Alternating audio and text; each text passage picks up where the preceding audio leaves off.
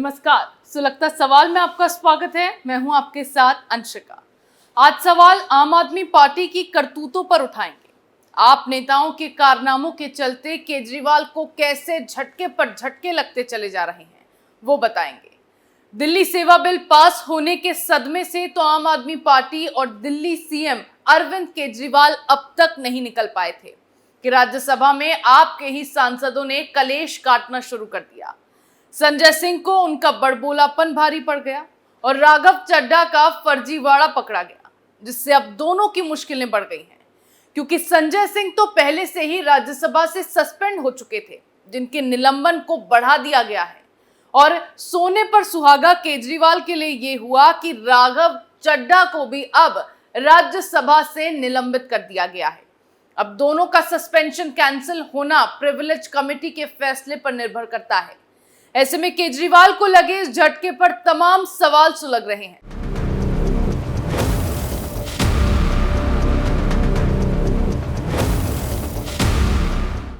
राघव चड्ढा को क्यों किया राज्यसभा से सस्पेंड? संजय सिंह का सस्पेंशन क्यों बढ़ा? क्या है प्रिविलेज कमेटी?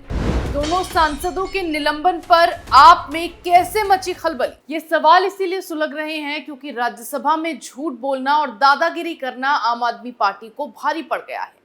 अमर्यादित व्यवहार के चलते संजय सिंह को तो पहले ही राज्यसभा से सस्पेंड कर दिया गया था, जिसके बाद से वो संसद के बाहर धरना देते दिखाई दिए थे।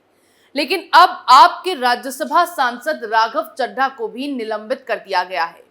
राघव पर फर्जीवाड़े का आरोप तो लगा ही है, साथ ही मिसबिहेव करने का भी आरोप लगा है। आपके दोनों नेताओं को विशेषाधिकार समिति का फैसला आने तक राज्यसभा से निलंबित किया गया है।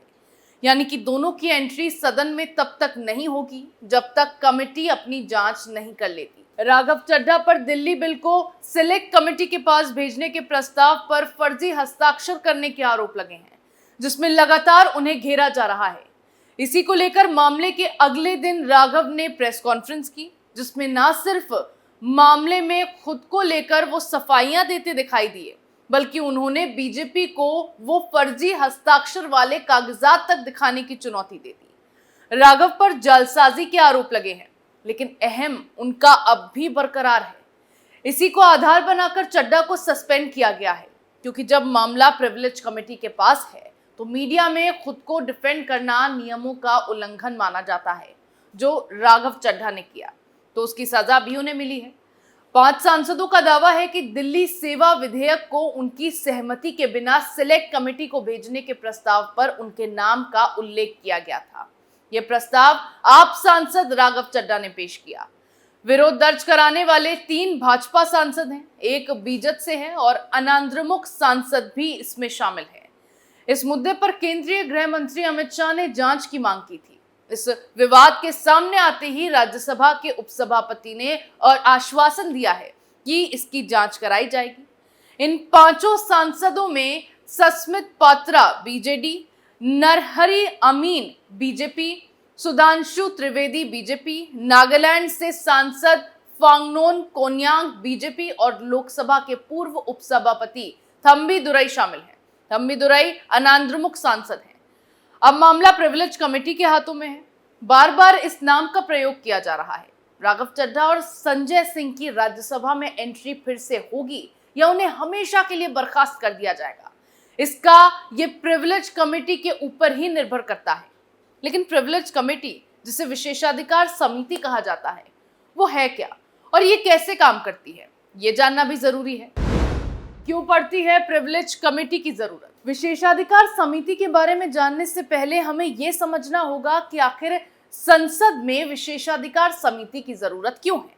दरअसल संसदीय भाषा में सदन के किसी भी सदस्य को विशेषाधिकार प्राप्त है, ताकि वो अपनी जिम्मेदारी को प्रभावपूर्ण तरीके से निभा सके और पद की गरिमा की रक्षा कर सके। आसान भाषा में यदि इसे समझें तो यदि कोई सदस्य सदन में कोई बात कहता है तो उस पर न्यायालय में कोई मामला नहीं चल सकता।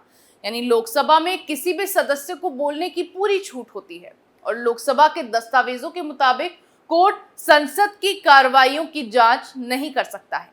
सबसे खास बात यह है कि सदन का सत्र शुरू होने से 40 दिन पहले और 40 दिन बाद तक दीवानी मामलों में संसद सदस्यों को गिरफ्तार नहीं किया जा सकता। इस बीच यदि सदन का ही कोई सदस्य किसी दूसरे सदस्य पर विशेषाधिकार हनन का आरोप लगाता है तो ये मामला विशेषाधिकार समिति के पास जाता है। हालांकि आपराधिक मामलों में कार्रवाई की जा सकती है, लेकिन इसकी सूचना सदन के अध्यक्ष या सभापति को तत्काल दिया जाना आवश्यक है। विशेषाधिकार समिति का गठन कैसे होता है? संसद के दोनों सदनों में प्रिविलेज कमेटी विशेषाधिकार समिति नियम 313 के तहत समिति का गठन होता है। लोकसभा में अध्यक्ष और राज्यसभा में सभापति इसका गठन करते हैं। इसमें कुल सदस्यों की संख्या 15 होती है, जिसमें विभिन्न दलों को प्रतिनिधियों की संख्या के आधार पर प्रतिनिधित्व मिलता है। जब भी किसी सदन के सदस्य पर विशेषाधिकार हनन का आरोप लगता है तो मामले की जांच और सुनवाई का काम यही समिति करती है। क्या होते हैं विशेषाधिकार समिति के अधिकार? किसी संसद सदस्य पर विशेषाधिकार हनन का आरोप लगने के बाद सबसे पहले समिति आरोपी सदस्य का पक्ष जानती है। सबसे पहले समिति ये देखती है मामला मामूली है या गंभीर।